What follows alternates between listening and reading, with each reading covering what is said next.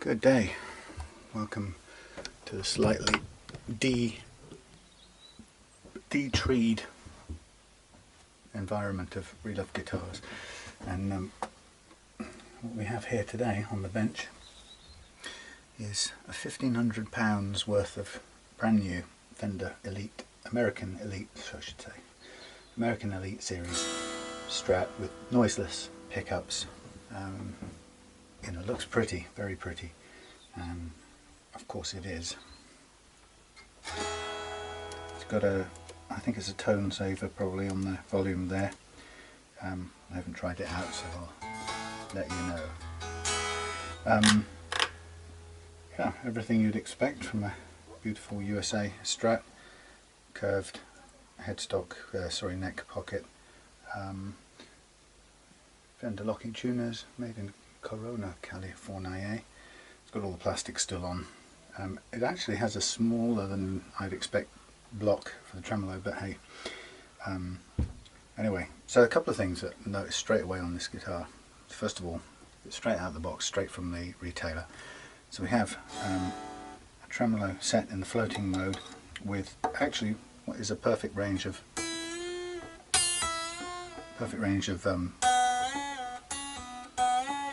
movement.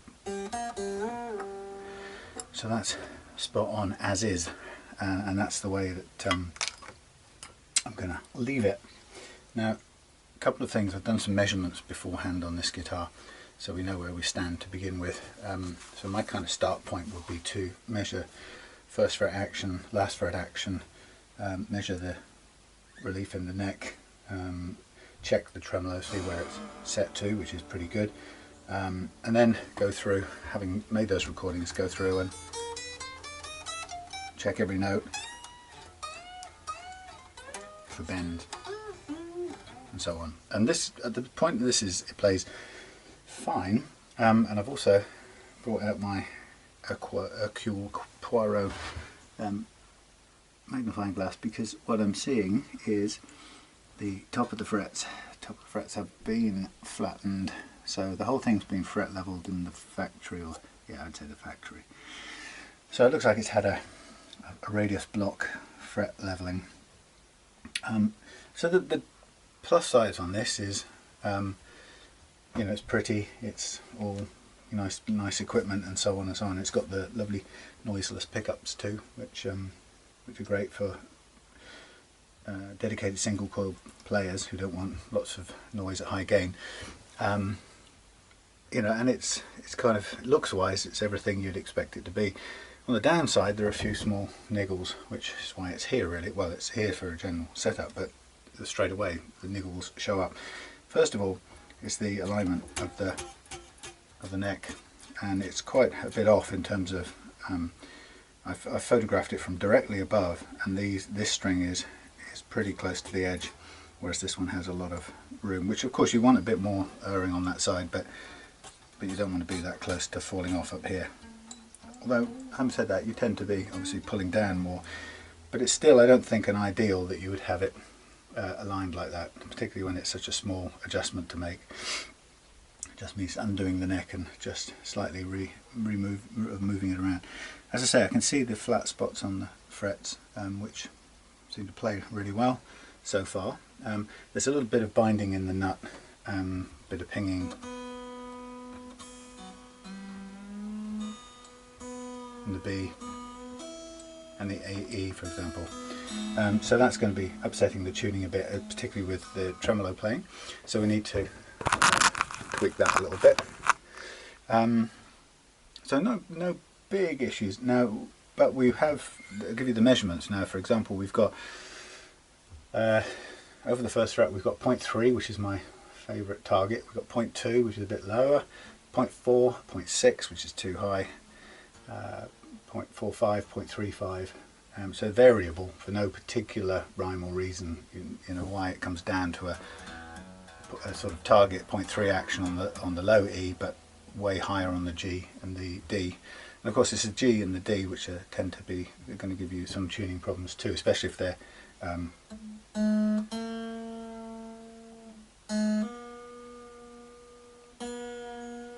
see how it goes sharp.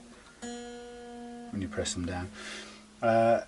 Okay, and we've got last fret action across all these strings of 2, 2.2, 2.0, 2.1, 2.1, 2.1. So around about 2 fairly consistently all the way across, which is about a half a, on the high E it's about a millimetre higher than it needs to be, and on the low E it's probably a half mil more than it needs to be, so we can make adjustments there on the bridge. Now the issue then is whether or not all the frets will play. It entirely depends on what sort of action this levelling has prepared this for. I'm going to take some close-up shots because there are some really flat frets here.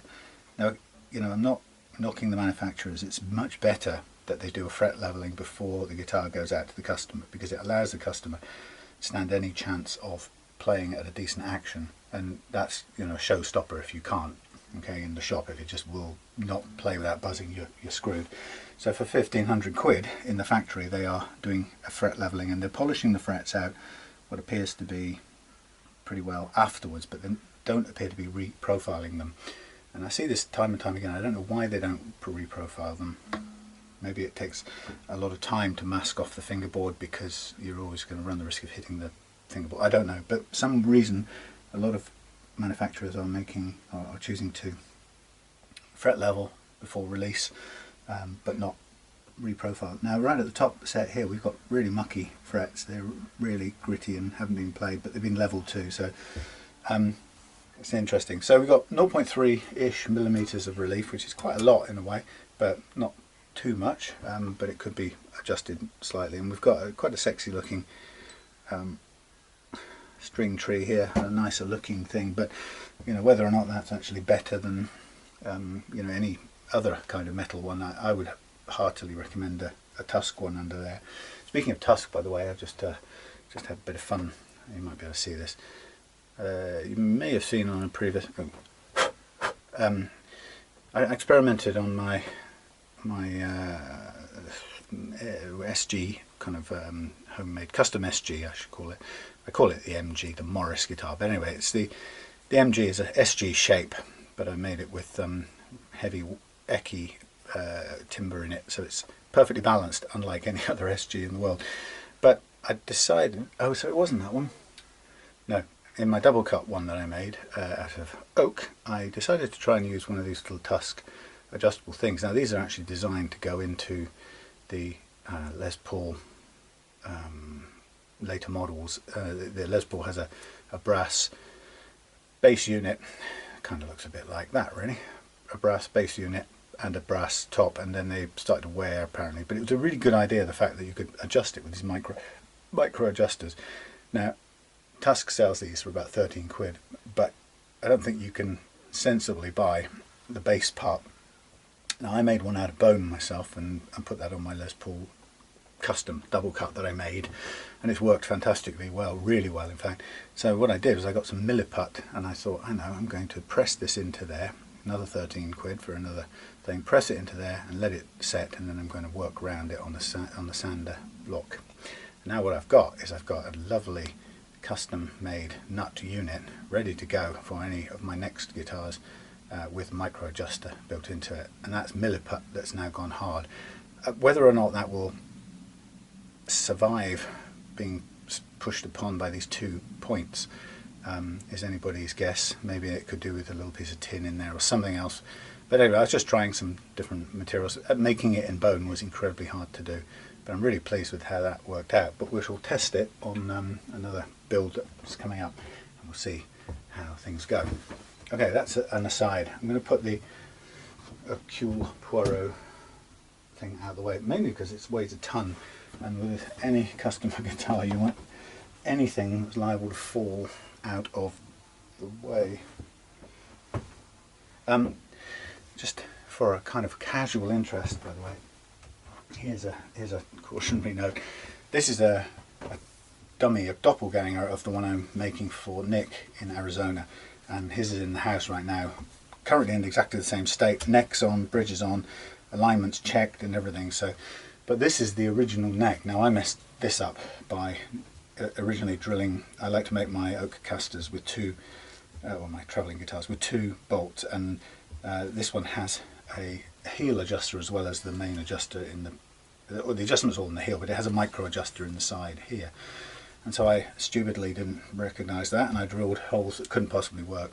Anyway, I had to therefore get a replacement neck. So this one sat out here in the workshop for quite some time, and my intention was to build this dummy, do some test bits, and then end up with, okay, a workable guitar where I could use normal screws. This isn't really a travel guitar thing, but I could at least position some screws really carefully and then end up using it and playing it myself, and I'd have a wangy neck with an expensive headpiece on it, and so on and so on. But to my horror, I came to put this on, and the first thing I noticed is that the neck is not only back bowed,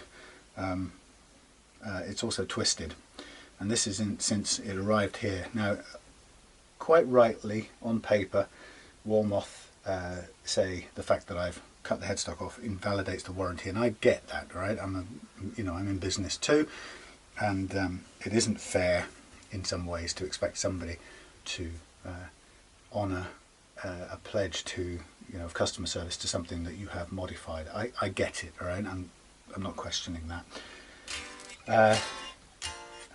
The thing I am a bit miffed about is that actually it's in the spirit of the thing.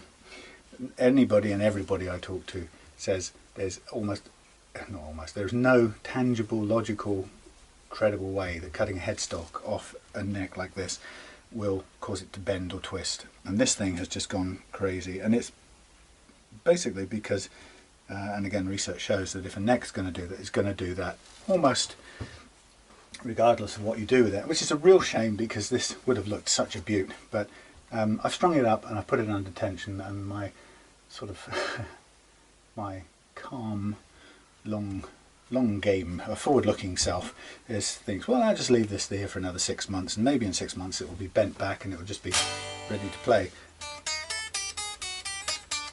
The back bow is making it, well, it's almost playing, and it's galling because it would be bloody great if it was. It plays from the middle upwards.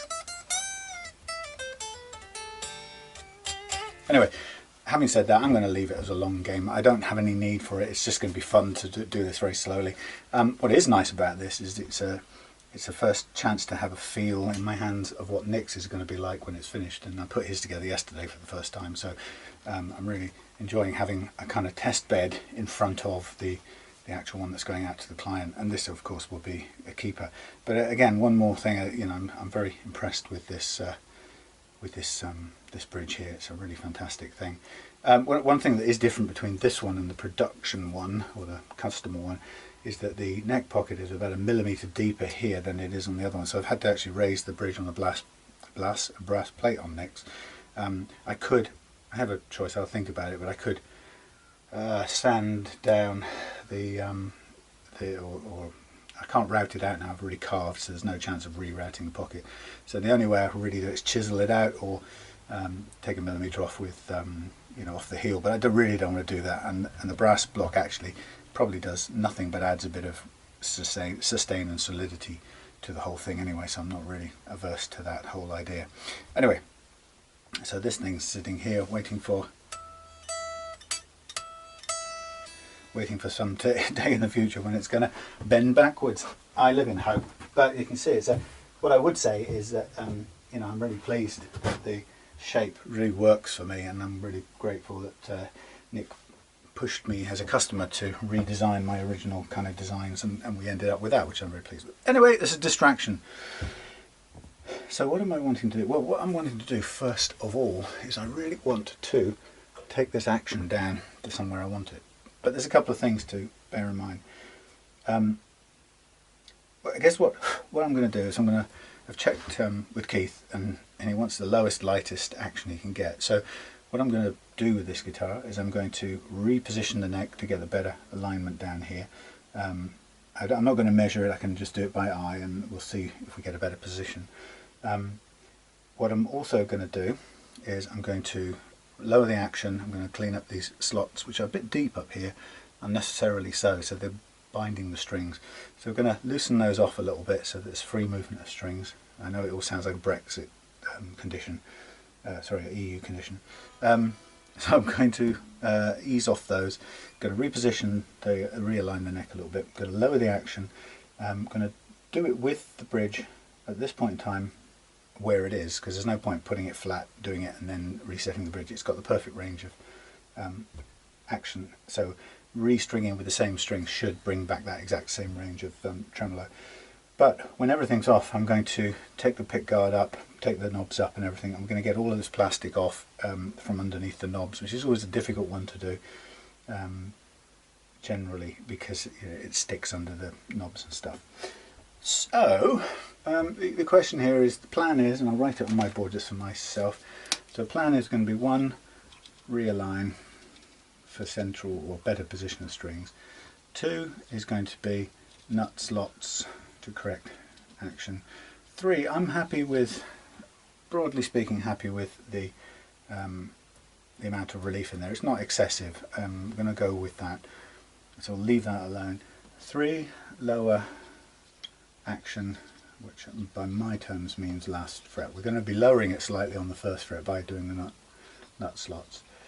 Okay, and then 4, plastic remove. Now if necessary, actually no, let's not put that one there. We'll do 4 is an if asterisk, if necessary, fret leveling. Now 5 I think we need to do anyway, because it's a bit mucky. I think we need to polish these out, polish frets, whether we level or not. But actually, and I think we need to reprofile these frets, reprofile anyway, so that we don't have these flat spots. So I'm going to pick up what Fender didn't do, finish that bit off, since it's here, since it's part of the overall setup cost anyway. We'll polish frets anyway. I'll tell you what, I'll put that in brackets if necessary. Reprofile and polish frets. 6, remove cellophane, etc. And 7, restring and intonate. Okay, stretch. There you go. So there's my action plan on the board, so I know what I'm doing.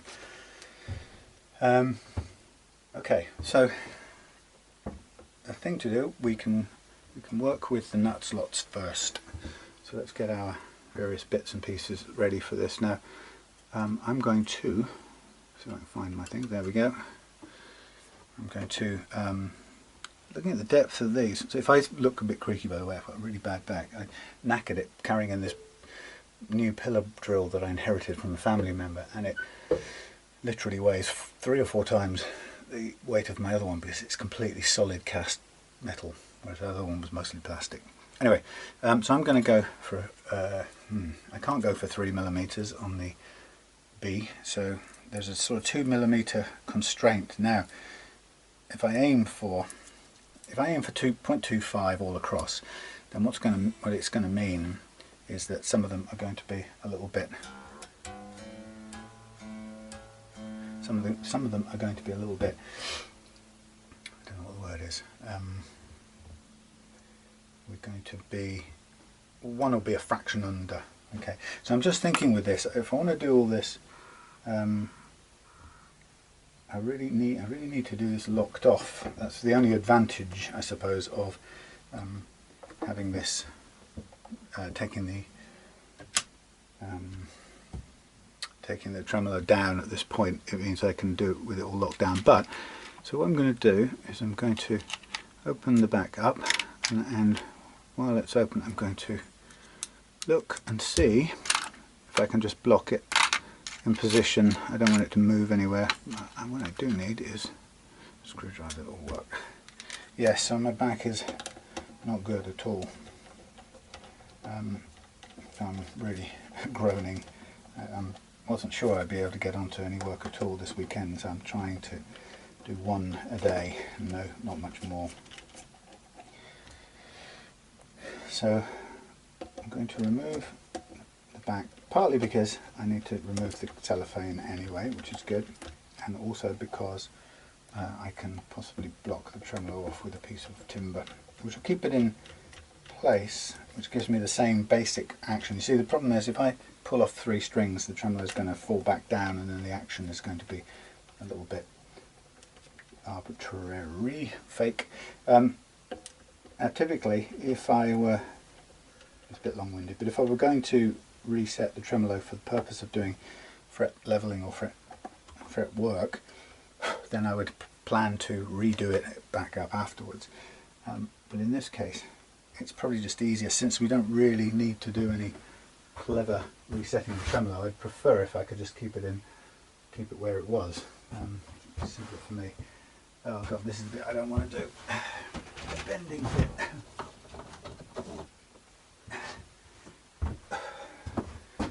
Nope. Nope. Have I got a piece of wood? Bang my head. If I could.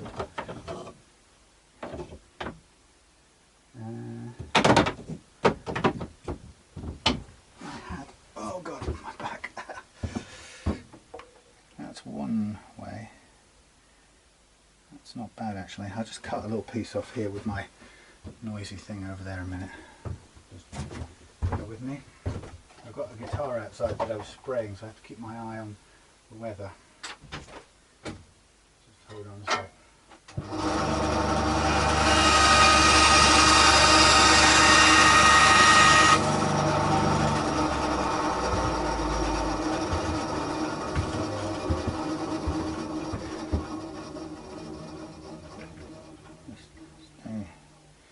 I suppose it really wants to be a short piece. I just want it to sit there. Where's it going to go? It's going to go the other way, isn't it? That's not going to work. I need the block on the other side. I need it to go through here. Oh, I need it thinner, which I haven't got. I've got a little wedge. Maybe that'll work. It needs to be in there. I need it thinner than this wedge.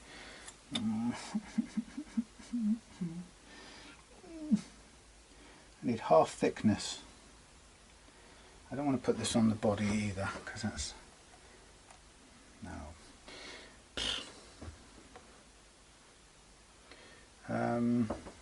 Sorry about this, I'm thinking aloud. I just need, really what I need is I need something to stop this moving in this way, and it's got to be a thin thing which I need to have cut beforehand. It's not that, it's not that. Stay there. Thin piece of wood, please. Anybody got anything knocking about? Well, maybe not. Put it down the middle and see what happens.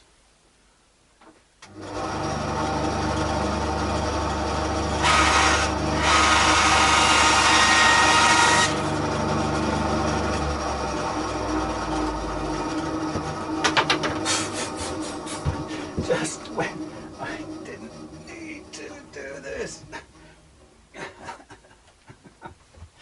Sorry, I hope you enjoy my sufferings.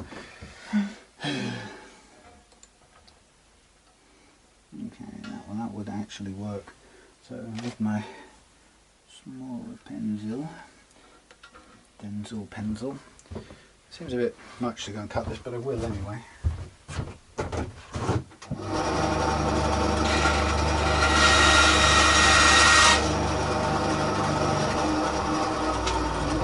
That's the only thing. It's the only thing that little drill is any good at, I have to say. It's there you go. Yes. You want put a piece of wood off to the side and label it Fender USA Tremolo Block Stop. Blah blah blah. Okay, yeah, that's drill. Drill? No, that saw is really good for little fiddly things like that you could. So otherwise would take some considerable time to do. Very pleased to have it. I've not yet kitted it out with the right blades for any heavier duty stuff, and it really doesn't want to do that stuff very well. Okay, so technically, watch this. Yay! Hardly any movement. So basically it gives me roughly the same. I can take these strings off without the thing falling down because it's now blocked. Yay! So we can see our rather large gap there, and I tend to, even with a guitar like this, I tend to want to do what I can to just slightly open up the slot. There's no value at all in having a slot that's deep and trench-like. Okay, it's only going to cause sticking, and that is only going to cause detuning or tuning problems. So, you know, if you're gonna free up strings to run cleanly through the slot, you might as well have a bit of a V above them, and then if you don't like the way that looks, then reshape the nut afterwards, because it's much more important that you have free running strings than it is you have a handsome, tall, straight-walled slot, because it's just gonna cause obstructions or catch the string. So I'm on a 2.5, hunt for a 2.5, which is actually quite a low setting for my normal thing, but it's dictated by the lowest one on here. Now, the sort of options you really have at this stage when you have faced with a low one is you can either do a sort of repair on it, which I don't like to do. It's a kind of a temporary fix. I mean, you know, I have to say, I don't think it's ever not worked out or lasted, but it's not the same material. You're using glue and dust to try and fill in and recutting that as a sort of cement, and it works, but you know, again, as I say, it's not what I want to do for a long term. I just don't think it's as strong or as hard as the bone. Anyway, so what I'm doing is I'm just working my way with a combination of the V-notch file and the what do I call it? Well, it's a 32, but I call it my D file, defiled. Obviously, the further in you go with the slot, like a file like this, the wider the slot at the top looks, but it really just tells you need to take some of the excess material off the top of the nut, because it's doing nothing. It's just bulk stuff that's in the way, really. So I'm trying to now use the correct file to bottom out the slot to the height I want. And this is, I've said this tons of times, but this work at the first fret here is the thing that makes a huge difference to the feel of a guitar.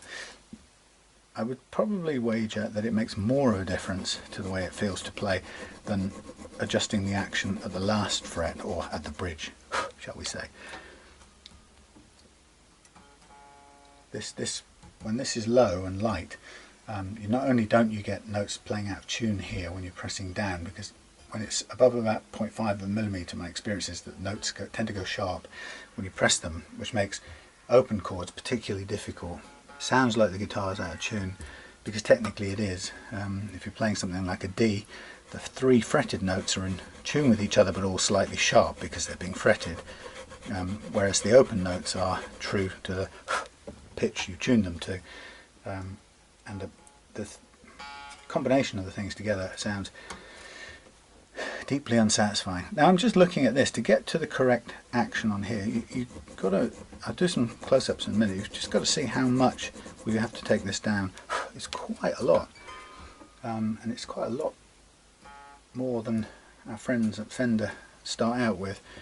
Now some of the specifications, you'll go to their site and they'll go 0.5, 0.6 for the first fret action. A lot of people seem to like that kind of action. Now what I do know, by the way, before anyone says, oh, but if you do this and then you lower that, then you're changing all the... Yes, if you go for a point, let's say 0.3 here, or 0.25, by the time you take this down a fraction, you know by the laws of triangles this will also be down a tiny fraction. You just need to know. So I'm aiming to stop just slightly north of the 0.25. So if you want to be technical, treat yourself to 0.3. Okay, should have really said that before. If you go to 0.3, then you know that when you take this angle, this action down a small amount, then you'll know there'll be a small change at the same time, which will then have a commensurate lowering effect on your action at the top here. So just, you know, some people get really upset and think you've not noticed one thing, all I can tell you is these three things: the saddle, the first fret height, the last fret height of the strings, and the curvature of the neck. The three things are interrelated. Okay, I'm at 0.3 on that one. I'm going to stop there, as promised.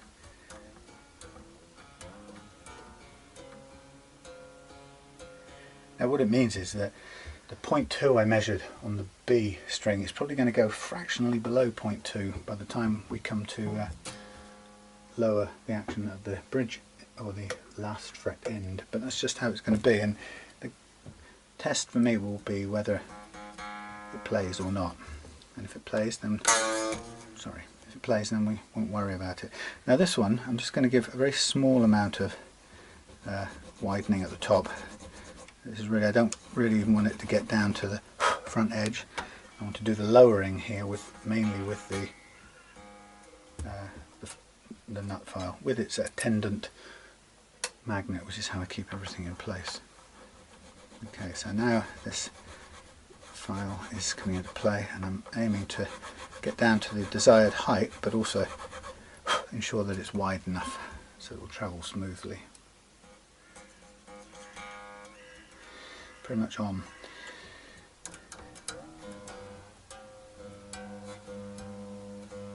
Now like I said, the only reason I found a little wooden, or made a little wooden block for this, is because it's already set to the correct range. If this had been giving a varying range of tones when bent backwards, I would know that I would need to adjust that, in which case I would probably just dial this flat and do everything, do the setup stuff, including measuring for fret leveling, with that set flat. This is practically on the mark for where we want it, so I'm not going to adjust that one. Okay, now I'm going to go outwards, hearing the pinging in the nut there a little bit, which we don't want. So hopefully this little bit of adjustment will help take care of that. Remember, I'm just a little bit, now these are really deep, so what I'm going to do to begin with is just make sure I kind of cut downwards, and I just do recommend then, once you've finished that sort of process of clearing the way, be prepared to file down some of this excess material. It doesn't serve any purpose. That's if it bothers you the way it looks. Many people won't be bothered as long as it stays in tune and plays well.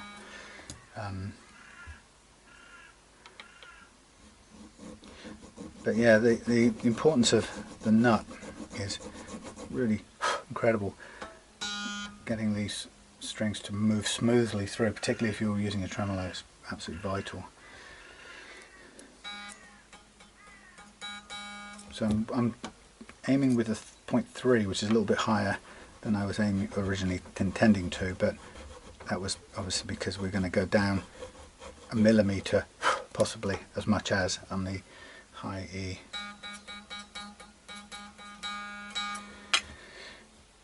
So yeah, mixing the Chinese jeweler's file, which is a very crude instrument in many ways, but it's quite effective. Mixing that with the correct nut file to effectively bottom out the slot, to make sure it's the right shape for the string rather than the V shape. And actually at the kind of magnifications the kind of scale we're talking about, it's pretty much spot on anyway. I mean, the V shape of the V profile at the bottom of here is not exactly, dead sharp. It's pretty, I don't know what the word would be. It's got quite a lot of roundedness in it as well. Now this is the correct one. I thought I'd lost my file, but this is the one. Again, these are worth buying every few months because they do wear out, but get the gap visually, tiny bit high still. This is, you can feel when it's too deep, you know, it's grabbing the file as well as the string, you see, so it's a kind of good clear signal, and the opening it up using the V notch is quite useful for letting you get the file in. Now if the file sticks, well, the file will stick because it's quite tall and it's going all the way up the slot, but it's quite a good indicator that this file is sticking, so is the string likely to. Okay, I'll hold that there.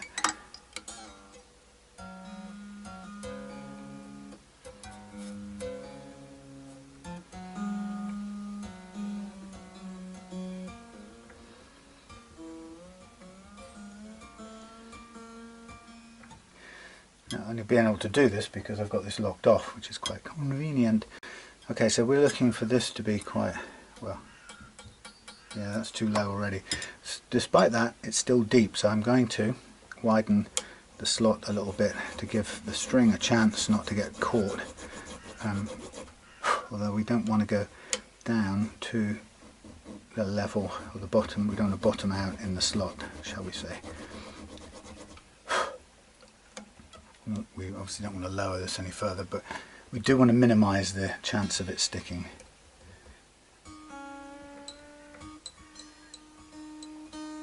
Hear that pinging? That's the string sticking. Now the same happens with this E. Actually now it's just a fraction low, or lower than the others, but again it's sitting in a fairly deep slot and it's catching. So we'll just try and make it ease its life a little bit. See, look, pinging's gone. That's what we needed to do. To heck with, pardon my French, but to hell with how it looks for now. Just a little bit of ping, so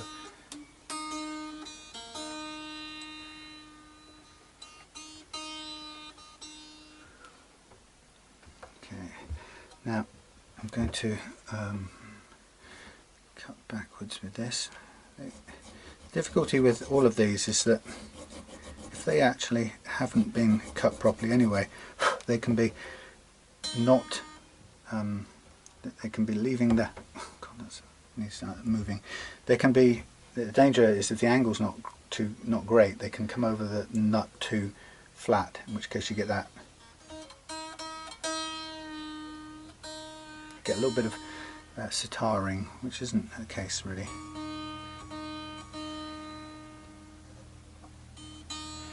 Okay, so now, while I'm at it, I'm going to just take down these actions. Now I'm using my American style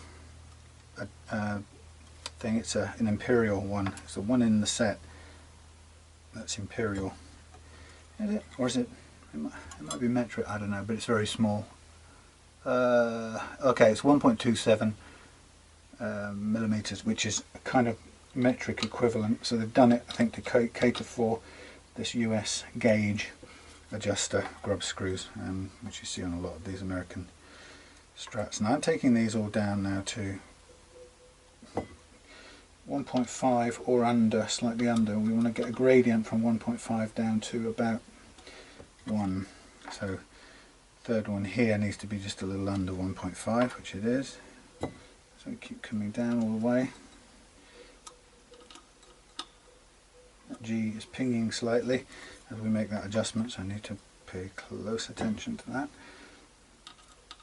Now of course, if this ends up with the original low one on this series, on the nut being too low, then what we have to do is we have to ditch the nut and start again, which I'd prefer not to do because it's obviously it's more work, but it's also not, when you know, Fender's gone to the trouble of putting a nut in that fits beautifully, and you know, given that much, it's a nice fit. You know, you don't want to really have to redo things.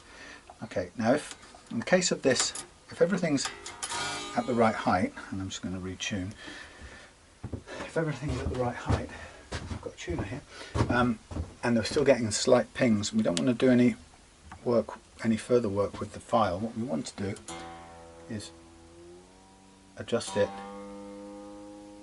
with sandpaper, be very precise.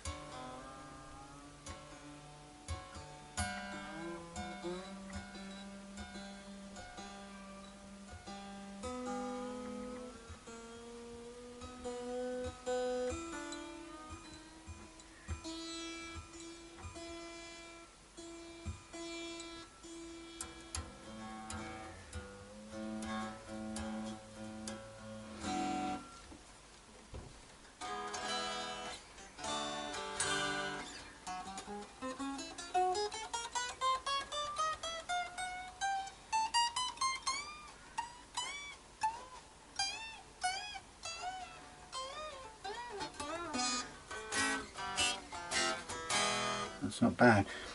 I'm going to play it all through in a minute, but so far that's looking like it's looking like the frets are level. God, I hate that when that happens. That's chopped off at the there. Okay, this is what happens, by the way, when you use locking tuners. It's very attractive to do that, but you all too often what happens is they crimp the string and they don't tolerate much bending like that, or forceful bending, which some people don't like to do anyway, which is fine. I've got some spares kicking around here. I have a feeling I'm going to have to bend for them, which isn't brilliant. Where are my spare strings, please? Fine, if I can't bend one, I shall have to borrow one from here. Strats 9 split posts. Right, so what gauge?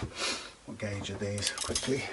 I'm just going to put another one in now for on for sacrificial string purpose. I need the whole set on. Okay, what gauge is this? 42, so that's a 9 set, by the looks of it. In which case I shall borrow 9 from here and chuck the rest. It's kind of what they live for, these sacrificial spare strings. Such eventualities. Yeah. So yeah, the interesting thing about using locking tuners is they do have a tendency to crimp the string really hard, and you don't get several bites at it. In other words, if you had to take them off to make an adjustment to something, you just don't get another go. They tend to break, so you're kind of confined, particularly if you, I can't even get my things to stay in one place, particularly if you do it the sort of way that you'd be tempted to do it, which is to push the string all the way through as far as it will go, then lock it. I think that's how they've done it in the shop. They've just pushed it right through, locked it off, and then what happens is, if you make any adjustments, the string's already crimped and you will never get it back through, and you can sort of partly see how it's weakened, because that normally the string will withstand that kind of stretching regime, but it certainly hasn't in this case. It's given up the ghost. Now what I would do when I come to fit these strings is I would push through. I can get it through. Yeah, push through, and then instead of going all the way through like this, which they would do, I would pull back like a fingernail's worth, then lock it off, and that will give me a lock or a crimp point right there, but it's not at the shortest bit. So if I needed to, see, I'm doing a bit of winding now to get it up to tension. If I had to take this string off and do something and then put the string back on, I've got that much now to push through, and the crimp bit will be pushed out the other side, and I'll be crimping a fresh bit.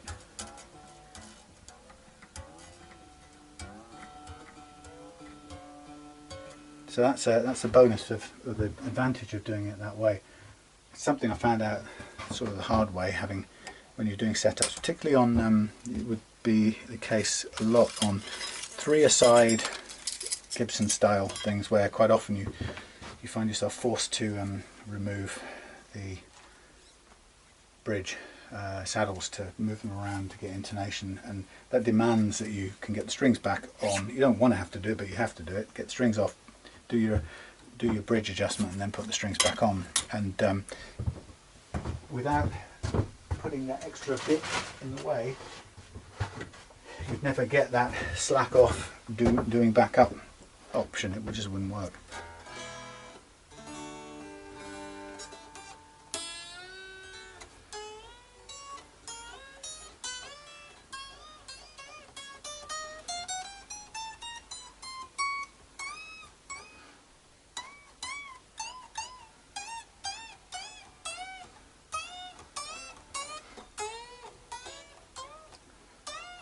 There comes the wasp.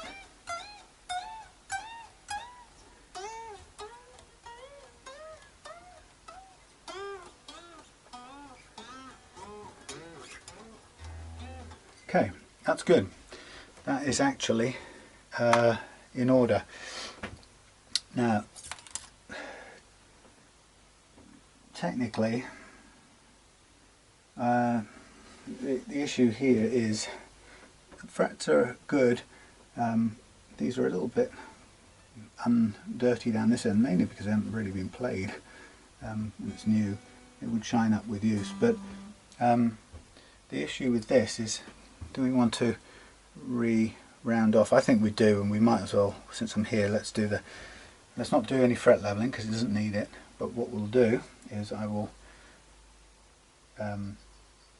recrown these so that they go from flat topped to curved topped, and that will make them a little bit more accurate in terms of intonation, and yeah, it'll be better for it. I'm just going to make a tiny adjustment to this here string tree screw. It's a little bit wonky, so we need it to move a little bit. We don't want it to be locked in place, shoving the strings the wrong way. Okay, so what we've got is we've got some work to do with sandpaper on the nut slots.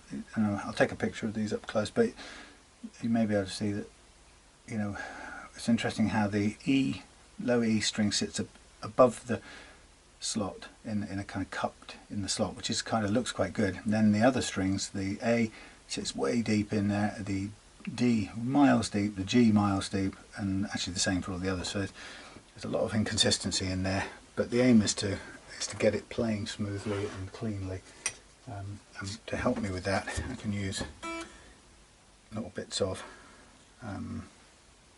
sandpaper and a blade. And so two blades. And what I would do is just basically put that in there, and I would be sanding and aiming sideways more than anything else. I don't want really any more depth in this thing, I just want sideways movement. Now it's got quite a load of crud in there.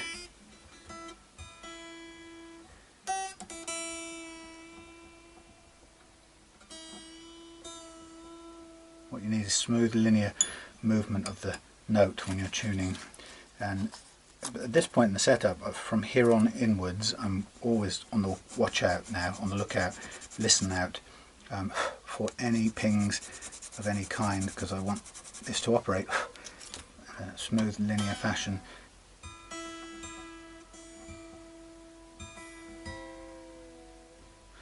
So and a lot of people use graphite material as a sort of an additional lubricant, and I used to do that, and I've stopped doing it because it's a sort of false economy. If you can't make these strings go through, if you can't get the slots so the strings go through cleanly on the bone itself, the use of lubricant is just a sort of temporary fix. You're trying to fix a problem that still exists, really. So I prefer to do as much as I can here, whatever it takes here, to get the string moving cleanly, and that can be a bit of extra work with this sandpaper. Again, concentrating on the width of the slot more than anything else. You're just trying to clear any obstruction.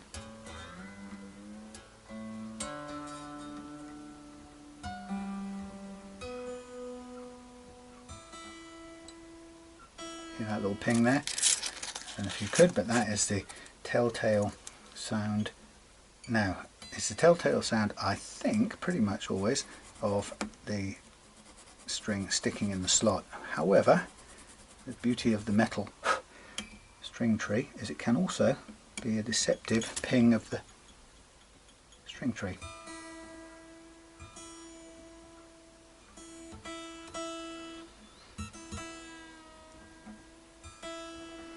Like it.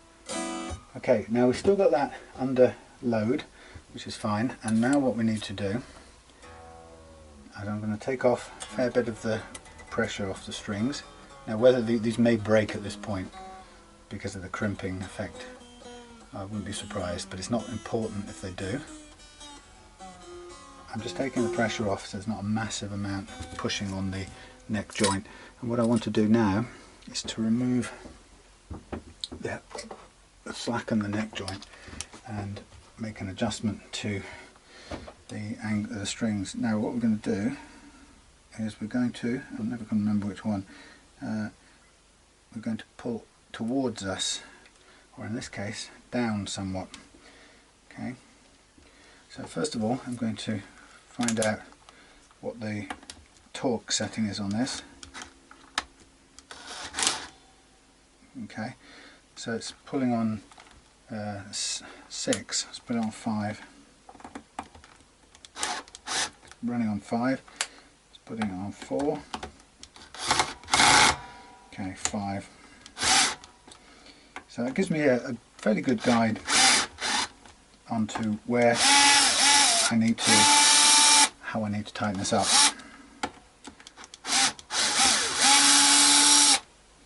So I'm going to undo a number of these, and I'm going to press down for a minute.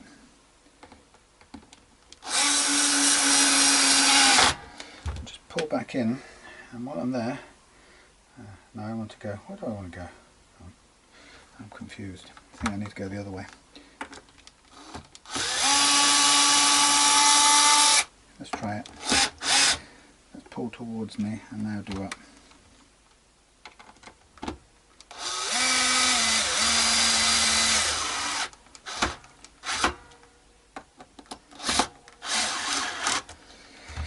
Pull towards me. Okay, that's better. So a little bit too much. Actually, I'm not happy with this one. Let's change this to this one. Yeah. So I need a little bit downwards off this. Do it up. Do it up. On my 5 setting. Okay, that is a bit better. Maybe still a tiny fraction out. So it's a bit of hit and miss because you can't see the two together at the same time. So we're going to go a little bit towards me now.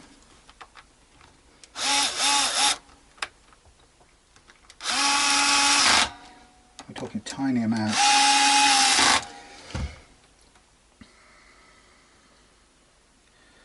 If anything, that's, God, it's a millimetre the wrong way now.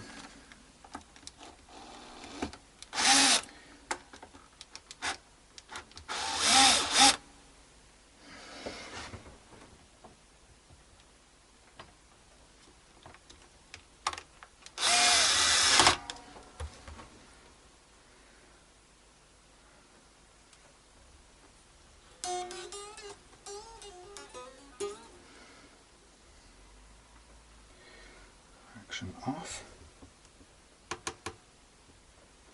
downwards, downwards, downwards.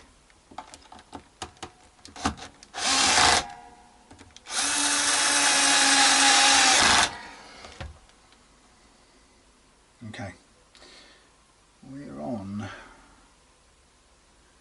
the actual position on the nut of the bass string. Actually gives a little extra to the prioritizes the bass a little bit coming off the nut. But short of replacing the nut, there's nut we can do. Okay, so that's now balanced up a little bit. We've got about a millimetre more on the treble side, which is what we want.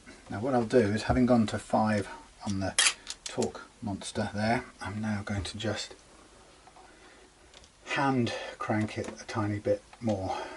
About 1/8 of a turn. Just puts it that little bit more than it had.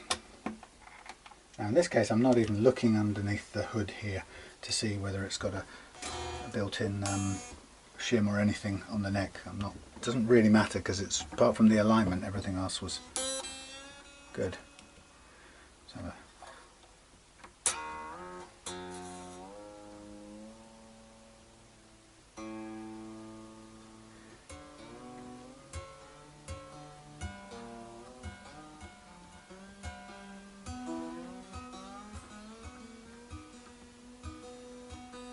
Again, listening the whole time for any pings and things.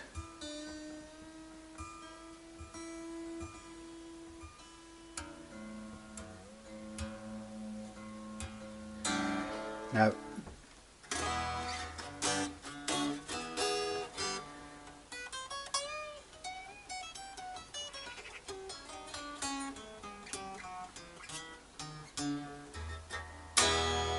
really low,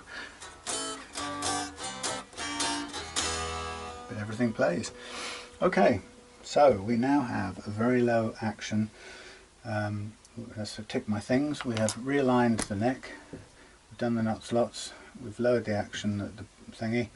We're not going to do any fret leveling because it's not required, but we do need to do reprofiling and polishing out, so that's kind of a fair bit as well. But while we're at it, we'll take these strings off because they've done their service. I'm going to leave that block there for what it's worth. Is it going to do anything? What's the block doing? The block is now, what's it stopping it do? It's stopping it go back any further when slacked, so when I take it off it'll stay there, right. Yes, so I'm going to take these off now, and again they've done their service so they can break now if they need to. And then while they're off, I'll do some reshaping of the nut. I'll also take all the plastics off, and then we'll get ready to. We'll mask off the fingerboard, reprofile. Now, when I reprofile, having done no fret leveling at all, what you will see then is pretty clearly how much leveling was done in the factory, because it will show up very quickly as flat spots. Okay, and as I say, when I restring, I will definitely restring, giving some extra leeway for a second restringing if necessary. We'll build in that little extra bit of room. So I've lined up the holes pretty much, apart from that one, to ping off the strings. Now these are pretty unusable as far as sacrificial strings go, because they are exactly cut for the locking tuners, which aren't going to be much help to me on another guitar, unless it had exactly the same, but then they would probably break, as mentioned already. Okay, so we now have the neck aligned better. We have the action set and checked so that we know it will play. Wow, that's not so great, is it? I didn't even look at that. Okay, oh, that's why, because it's coming off both sides. Alright, probably needs a second little piece of wood, which I haven't got myself. Actually, right now this could now come out. It's not doing any use. Let me just get rid of these strings. Okay, so I'm going to mask off the neck, which is a bit boring, so we'll do that off camera. Mask off the neck with masking tape. I'm going to then polish out. While it's off, I'll do all the polythene and stuff. I know a lot of people like to leave this stuff on, but I've checked already with Keith and he wants it off. So we'll take all this plastic off and level this out a little bit more, because it's just too deep. It doesn't need to be so deep. But we did notice it's all of these that need doing, so I'm just going to mark these up. It's not the first one needs doing, it's all the other ones are too deep for their own good. Yeah, and I'll come back on when I've got this taped up. Okay, ready for some, what are we at? These are jumbo, aren't they? I think they're jumbo. Well, let's see how they look. Whoa, that's flat. Relatively. Well, yeah, it's been leveled. You can see, I can see.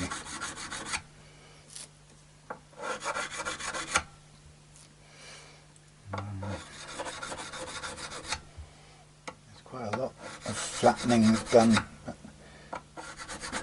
We'll do our best to round them off and then polish them out as a sort of as is traditional. So yeah, I put a picture of this up on Facebook just now, and a lot of people were quite astonished by the misalignment of the neck for the money, and also interestingly quite a lot of people picked up on the flatness of the fret tops and seemed surprised by them, although that's quite interesting because it's less surprising to me since I've seen increasingly manufacturers doing that. So yeah, weird. Nice to see that the eagle-eyed crew of Really Love Guitars followers on the case. I mean, it's not hugely flattened, but it is, you know, it's I guess it's a, you know, I'm not complaining about it in that it's a much better option to do that, to allow the buyer to get straight from the box a decent playing action. You know, that's what it's about. They know that's what it takes to achieve it. Now, this last one's got quite a bit of work to do on it. Wow. Anyway, let's note these. I think this is kind of getting to a point where it's almost had its day, this file. Mind you, wouldn't be surprised it's lasted so long. Oh my god, my back is killing me. Coffee and painkillers, I think that will be the next thing. Now, where was I? Oh yes, here's my set of papers. Oh, hello mate, you frightened me there, leaping out there. Thank you. I'll give you a thing, aren't you? There you go. Sorry, it's playing at the front centre. That's very nice. Cheers mate, bye bye. Thanks for coming round. Early. That's a neck. Neck going to be for Dave's Telecaster. Yeah, people leaping sideways out of the thing.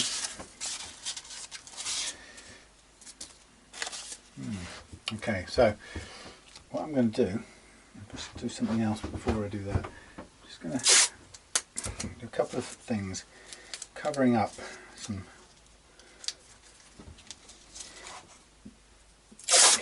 coupling up the pickups, and I'm doing a little bit of back to front tape because I don't know about these Fenders. No, that's not the way I was going to do it. I don't know about the Fenders, but I certainly know about things like Wilkinson. Their lettering comes off at the slightest hint of a piece of masking tape, so I don't want silver lettering falling off. Some people think I put a ridiculous amount of paper on these things, but I don't care. I want the thing to be in good form. By the way, I just have to say to you, the positioning of these holes on this pick guard are not good at all. The screws are pulling little kind of, they had to be, you know, from the factory they've been slightly forced in so that they've gouged a little bit in the sides of the holes to get it to fit. So it's not all fantastic, you know, given the price and little tiny details. Now I'm conscious that when I make videos like this, sometimes there's a temptation that the owner of the guitar says, "Oh, can I show this too?" You know, and it's a really tricky one, because if I think the guitar's returnable, return worthy, something significantly wrong with it, then rather than go ahead and do all this stuff, I will probably go back to the owner and say, look, there's something really wrong with this. It's not 1,500 quid, you need a replacement. In this case, it's very small things, but they're all part of, great, they're all part of the that feeling of, I kind of would like a bit better than that for my money. But they're not major, they're not showstoppers. Probably the worst on this is the alignment of the neck, you know, which other people have commented on that they would expect better for the money. But everything else should be all right. Okay, now I'm going to go off camera now because I'm going to do a load of sanding on here. Once I've done the sanding, by the way, what you haven't seen is I've filed down the nut, and I think I used some fairly heavy duty. I've used a file literally, so I'm just going to smooth that off with some sandpaper on a bendy fret protector-y strip thing. Anyway, it just helps smooth things out. So this is that was, oh god, my back. Yeah, so that's reshaped. So I've got rid of quite a lot of the notchiness there that was necessary because the slots now are so deep relative to the surface of the nut. But this is what you want to do, is just take it down. Somebody asked me on the Facebook page, did I show the adjustment of the alignment, which I did. So if you've watched this far, you will have seen that. It's embarrassingly simple to do. Just maybe it's settled in transit and kind of gone that way, but you do need to, you know, you can do it, but it's just a matter of taking undoing the neck until it's slack and then just moving it into position. It's not ideal. I mean, I prefer when I make these things, oh my back, when I make these things, my goal, this one's slightly off, but my goal is to make the neck pocket, even though it's quite small by comparison, but I make the neck pocket, I want it to fit like a glove to begin with, and I don't want it to be, I want it to be in alignment from the outset. In this one I may have to do a tiny adjustment. It's only a sort of prototype anyway, but that wasn't perfect, but I'm annoyed, you know. Here it's standard, you know, you just kind of put the neck in and you sort of go, yeah, do it all up. Anyway, so I've done the nut, filed the nut down, I've now reprofiled these frets. Now I'm going to polish them all out till they're nice and shiny, and after that it'll be a case of clean up and get ready to restring, and then in restringing the strings are going to pull the tremolo back into position. They should do, and it just suddenly occurred to me, no, they're 9s, aren't they? I need 9s. So with 9s it'll do that, it'll pull it back to where it was. Okay, I'll see you when this polishing stuff is done. And my back, I've got to go and lie down in a bit.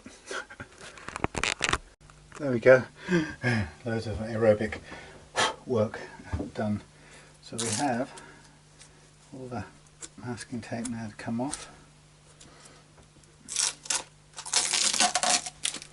Now it's plenty dusty, this process, so there's always a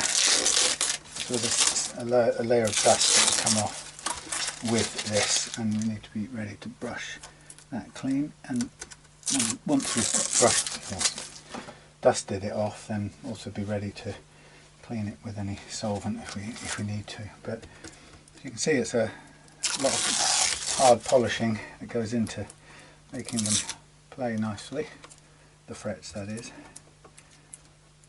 and that's about half an hour's worth of sanding, polishing out. That's getting all of this off now. So the neck, I had a look at the neck that's arrived. It's a nice, very nicely finished neck. It's a little bit, it's a lot yellower than their, a lot amberer than their advertising shows. So it's not a problem. They are quite striking when you first see them, but they do look quite good once you're done. But you don't have a lot of choices for the £100 mark. That's the truth of it when it comes to necks. If you've got a supplier and you know the necks are fairly decent quality, then you sort of go for it, and you have to tolerate the, you know, there's a limited range of finishes and so on. If you want that bigger range, you've got to obviously go up into the all parts and the Warmoth worlds if you want to go that way. So for £100 for Dave's guitar, it's probably going to work really well. But personally, I could have done with it being a little less amber, and it's definitely not quite like the one they show. So there's a bit of an undersell on the amber front, but it isn't actually the end of the world. Right, so here's the finished off frets. Now I will give them a little rub down. I need to give the body a little bit of rub down where there's a bit of glue here and there that's stuck. That will bring that off nicely. Get all the dust out so we're clean, ready to go. So the nice thing is, as usual, we're kind of at the end stage now with this, having in this case not done fret leveling, but having done a bit of other work to the frets, i.e. the reprofiling. This is now ready to restring, and the real challenge, or the only challenge now, is to get the tremolo balance back up. Double check the action. It may change a very small amount because of the fact that we've locked it off and unlocked it again, and we'll put new strings on, so we'll just make sure that all tallies up well. And we'll be away. That'll be today's one full-on setup done, which I'm pleased about. I managed to get through it despite the backache. I could actually do with going and getting some hot, what do you call that stuff? Heat. Hot heat, yeah, that's the one. Again, we're going to take this plastic off here. I'll get ready for that to go on slightly afterwards. Let's get rid of these bits of stuff. Let's get rid of that. Yeah, it's quite interesting the number of people who spotted the fret flatness, but now these are perfectly rounded off. That's what's good about this. So we're in a good shape. Okay, so here we go to string up. This is always you have to be very careful putting it up on its side, and you just have to make sure that the arm has always got it. Get all these through.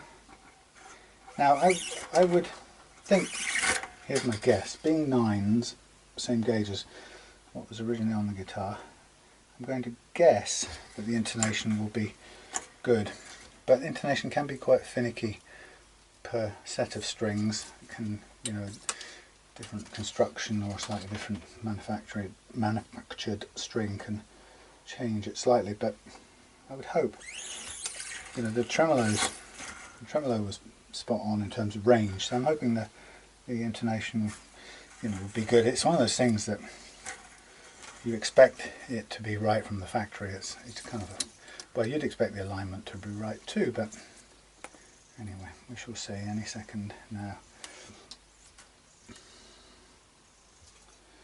So it is humid today. Maybe it's just me, maybe I'm feeling humid. We've had the mad chainsaw man cutting down trees again this morning, nearby, further away, but I hate that sound. As many of you have heard my stories about the trees, have empathised with it. Okay, so let me use the magic eye for what she was intended. Bring you in close-ish to this. So when I go with the first of all, I suppose you want to get all the holes lined up in a straight line. It helps. Maybe speed things up a bit. And then of course, while you're doing that, you also have to have the locking units underneath undone to such a degree that they'll take the string through like that.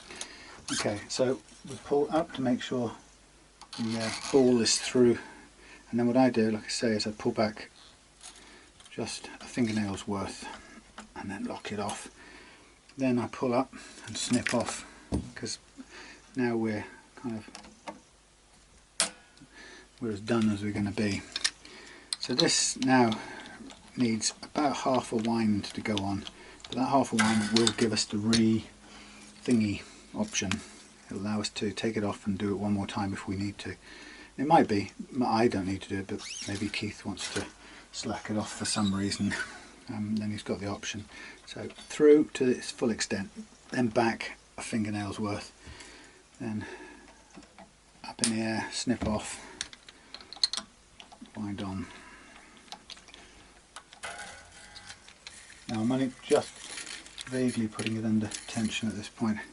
So before I said that a key, we're talking about tuning, the key secret to tuning on any guitar, including guitars like this with tremolos, the secret is about, the tuning stability is shared, I would say 50-50 between the slack in your strings that hasn't been released from them, sort of the residual slack if you like, 50% that and 50% the grippingness of your nut slots, usually evidenced by the pinging sound, but not always. There's not always a dead giveaway. So what am I doing? Let's get this right. I'm doing old-fashioned style. So when you've got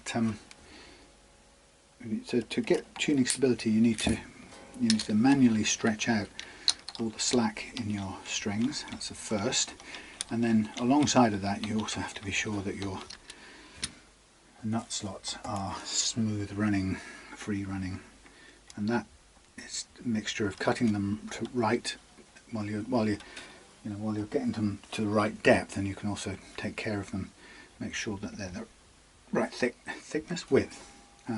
So all of that gets taken care of in the nut operation, and then once you've got that done, you may need to fine tune it with some sandpaper, which you've seen me doing here as well.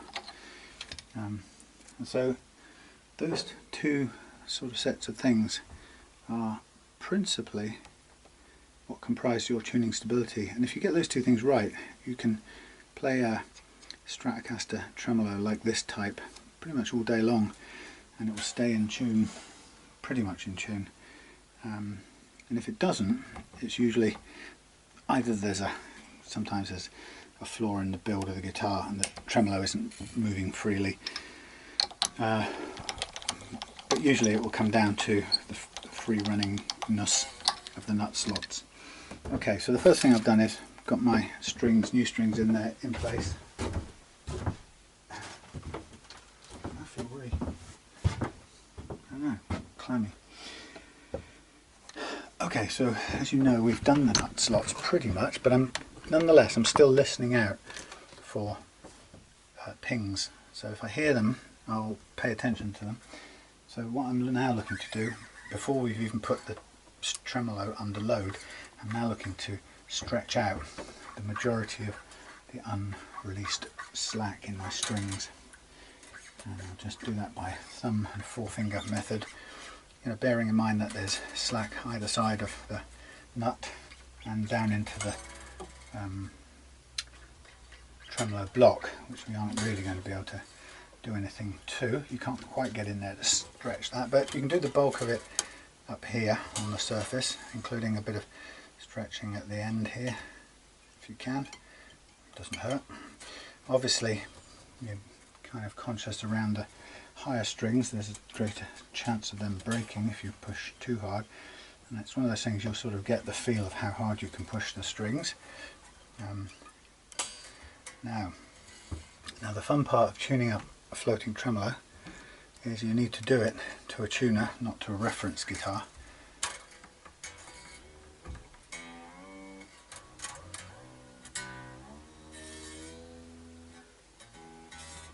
So you just start by tuning up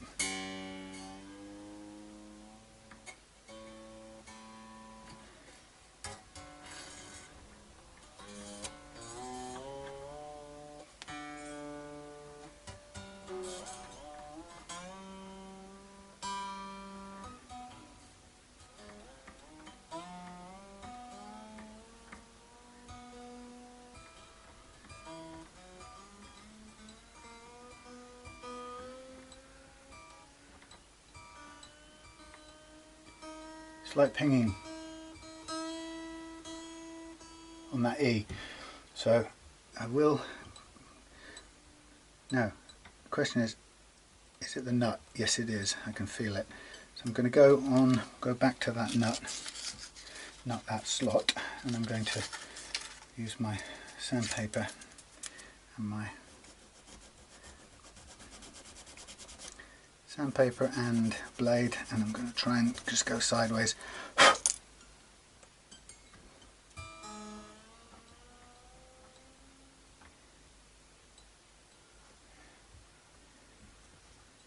Now let's just make sure it, yeah, I've cleared it out of the way of the what do we call it, the string tree, so it's a pretty good indicator that it's in the slot itself. So again, I'm just going to try and go stretch the width of the slot, give it an extra bit of space.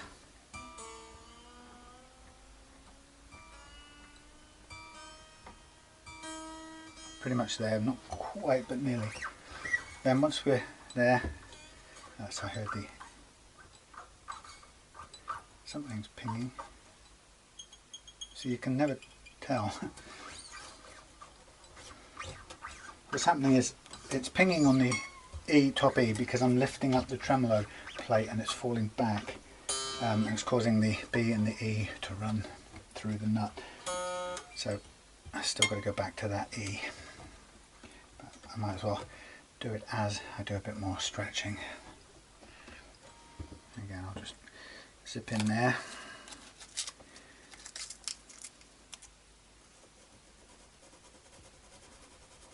Again, I'm just got to be really trying to be as careful as possible not to go deeper on the slot. We don't want to kind of ground out.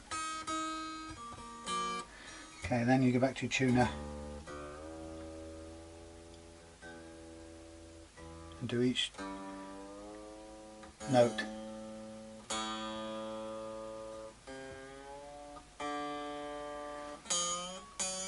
regardless of what the other one's doing.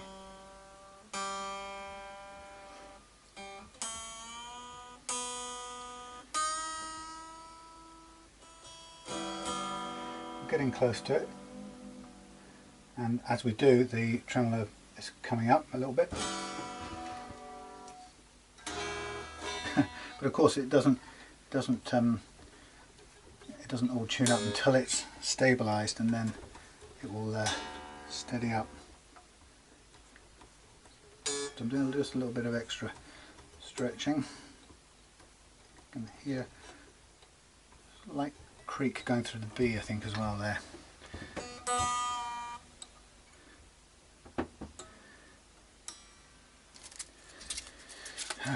Right here.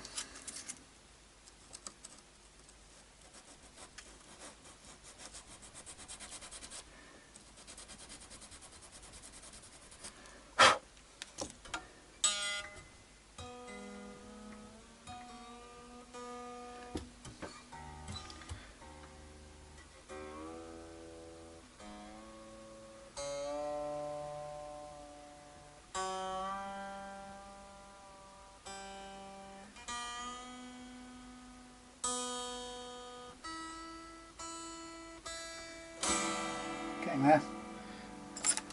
And of course test it with the little ping still.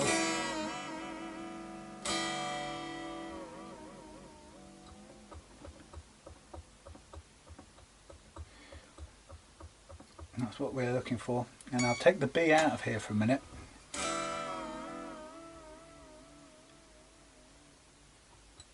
You can hear just that tiny feel, just that tiny ping on the high E. So again, I'll take a little bit more attention to that small amount of time. Sideways, we want to go sideways. Width we want, not depth, width.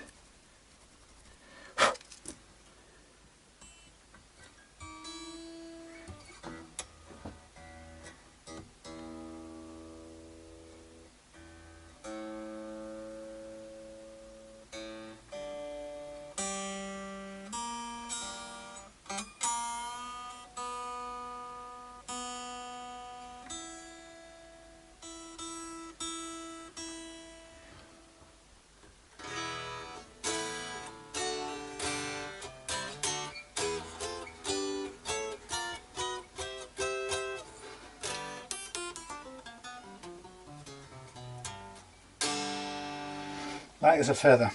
Absolutely light as a feather. Right, I'm going to stop there and go and rest my back because I'm in actually quite a lot of pain. I feel like the guy from the Austin Powers. I'm in quite a lot of pain here. I seem to have broken both of my legs. That was not quite that bad, but it is actually hurting quite a bit. So I'm going to attach this and take off, and that will be done. I'm not even going to play it. Sorry. I will play it in the house before I send it back, but I'm not in the mood right now. Thanks to a pain in my back. I hope you'll forgive me for this.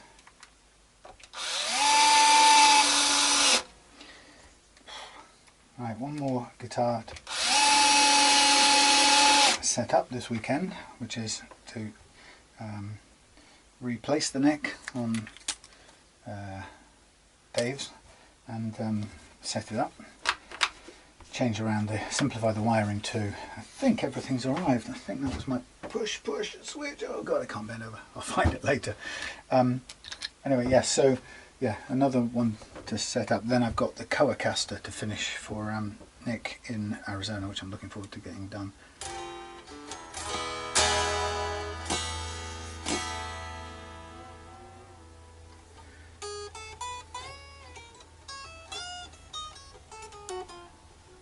Now these push in, but I don't like to push them in because it scares me.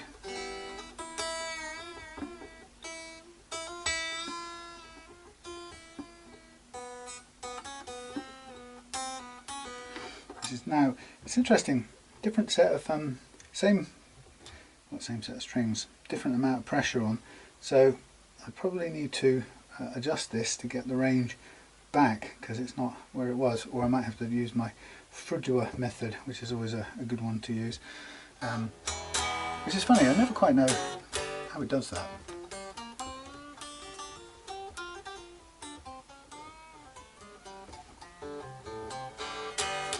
There you go.